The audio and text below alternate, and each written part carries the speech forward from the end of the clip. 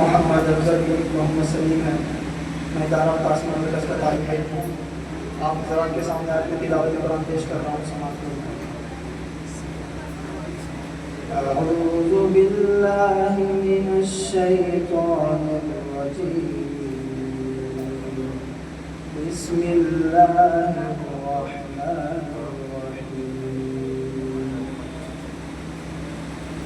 वमा أرسلنا قبلك من المرسلين إلا إنهم ليأكلون الطعام ويمشون في الأسواق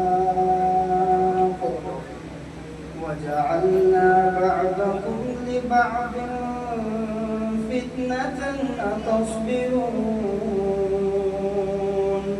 وكان ربك بصيرا. وقال الذين لا يرجون لقاءنا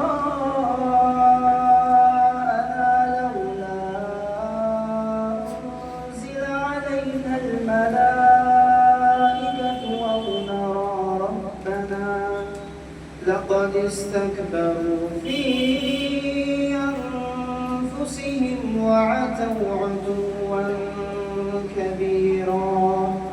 يوم يرون الملائكة لا بشرى يومئذ للمجرمين ويقولون حجرا محجورا.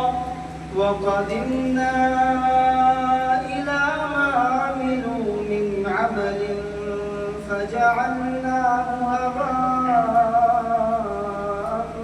منثورا.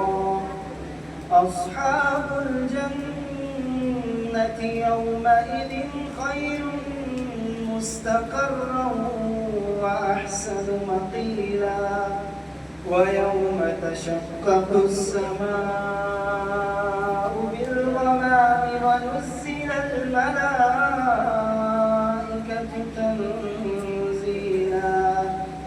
الملك يومئذ الحق للرحمن. الملك يومئذ الحق للرحمن وكان يوما على الكافرين عسيرا. ويوم يعد الظالم على يديه يقول يا ليتني اتخذت مع الرسول سبيلا. يا ويلتى ليتني لم أتخذ فلانا خليلا.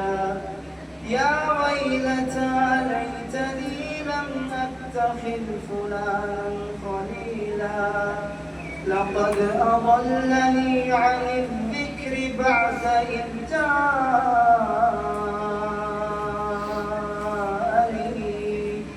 وكان الشيطان للإنسان